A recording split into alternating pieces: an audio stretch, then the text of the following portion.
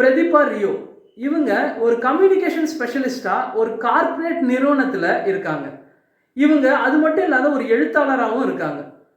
இவங்களுடைய சின்ன வயசு கனவு என்ன அப்படின்னு பார்த்தீங்கன்னா, ஒரு கமர்ஷியல் பைலட் ஆகணும்னு சொல்லிட்டு ஸ்கூல் படிப்பை நல்லபடியாக முடிச்சாங்க. அடுத்தது ஏரோநாட்டிக்கல் இன்ஜினியரிங் 4 வருஷம் கோர்ஸில் ஜாயின் பண்ணாங்க. அந்த 4 வருஷம் முடிச்சதுக்கப்புறம் ஒரு ஃப்ளையிங் ஸ்கூலில் ஜாயின் பண்ணணும் அப்படிங்கிறது தான் அவங்களுடைய ஒரே கனவாக இருந்துச்சு. வேற எந்த கனவும் அவங்களுக்கு கிடையாது. 2வது வருஷம் ஏரோநாட்டிக்கல் இன்ஜினியரிங் படிச்சுட்டு இருக்கக்குள்ள அவங்க அப்பா தவறிட்டார்.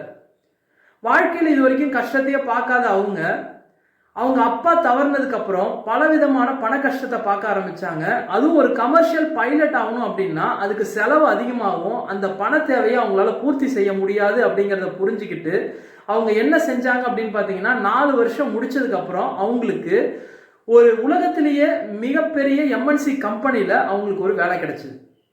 அந்த வேலை பார்த்தீங்கன்னா ஒரு குறிப்பிட்ட மாதம் அவங்க செஞ்சதுக்கப்புறம் அது ஒரு இயந்திரத்தனமான வாழ்க்கை அப்படிங்கிறத தெரிஞ்சுக்கிட்டு அந்த வேலையிலேருந்து வெளியில் வராங்க. ஒரு குறிப்பிட்ட மாதம் வீட்டிலே தான் இருக்காங்க. என்ன அடுத்தது செய்யலாம், புதுசாக ஏதாவது கோர்ஸ் படிக்கலாமா, இல்லை புதுசாக ஏதாவது வேலையை தேடலாமா, இந்த மாதிரியான சிந்தனைகள் ஓடிக்கிட்டே இருக்கு. அதே சமயத்தில் பல நாட்கள் மாதங்களும் ஓடிக்கிட்டே இருக்கு. ஆனால் அவங்க எதுவுமே செய்யாத சிந்தனையை மட்டும்தான் சிந்திச்சுக்கிட்டு இருக்காங்க. அந்த நேரத்தில் அவங்க ஒரு முடிவு எடுக்கிறாங்க. வாழ்க்கையில் எது நடக்குதோ அதை நம்ம எடுத்துக்கிட்டு தான் ஆகணும், அக்செப்ட் பண்ணி தான் ஆகணும். அப்பதான் ஏதாவது ஒரு நல்லது நடக்கும் அப்படிங்கிறத அவங்க நம்ப ஆரம்பிச்சாங்க. வாழ்க்கையில் ஏதாவது ஒரு விஷயம் நமக்கு கிடைக்கல அப்படின்னா ஏதோ ஒரு விஷயம் கிடைக்கிறதுக்காக தான் நமக்கு அந்த விஷயம் கிடைக்காத போணுச்சு அப்படிங்கிறத நம்பினாங்க.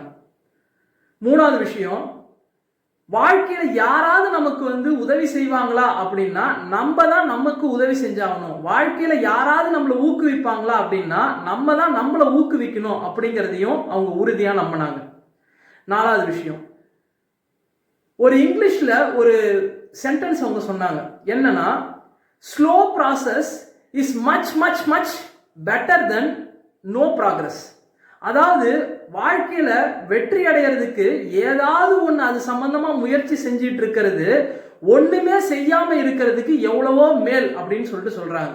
அதனால ஏதோ ஒன்று நம்ம ஏதோ செஞ்சிட்டு இருக்கோம், ஏதோ ஒரு முயற்சி பண்ணிட்டு இருக்கோம் அப்படிங்கிறத நம்ம பண்ணணும் அப்படிங்கிறத அவங்க உறுதியா நம்பினாங்க.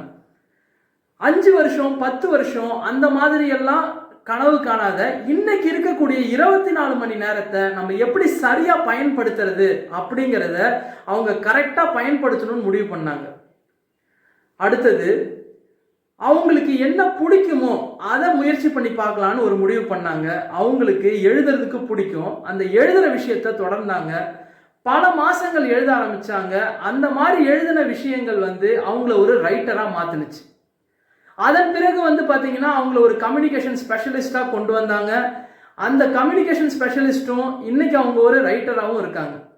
அவங்க சொல்லக்கூடிய விஷயங்கள் என்ன அப்படின்னா, அன்னைக்கு எம்என்சி கம்பெனியில் அவங்களுக்கு கிடைக்கக்கூடிய சம்பளம் இன்னைக்கு அந்த ரைட்டராகவும் கம்யூனிகேஷன் ஸ்பெஷலிஸ்டாகவும் அந்த சம்பளம் கிடைக்கலனாலும் இன்னைக்கு அவங்களுக்கு இருக்கக்கூடிய சம்பளங்கிறது அவங்களுடைய தேவைகளை பூர்த்தி செய்யக்கூடிய அளவுக்கு இருக்குன்னும், அதே சமயத்தில் அந்த வேலையில எம்என்சி கம்பெனியில இருந்த வேலையில விட இப்போது அவங்க இருக்கக்கூடிய வேலையில பல மடங்கு சந்தோஷமா இருக்கிறதாவும் சொல்றாங்க. பிரதீபா ரியோ வாழ்க்கையில என்ன தேவையோ அதை நோக்கி பயணம் மேற்கொண்டாங்க. அதுல ஒரு சில விஷயங்கள் அவங்க சொன்னது எல்லாமே எல்லாருக்கும் பொருந்தக்கூடியதா இருக்கு. அந்த விஷயங்களை நாமும் எடுத்துக்கிட்டு அது சம்பந்தமான முயற்சியில ஈடுபட்டோம் அப்படின்னா நாமும் வெற்றி பெறலாம். அடுத்த ஒரு பதிவில் சந்திக்கிறேன். நன்றி.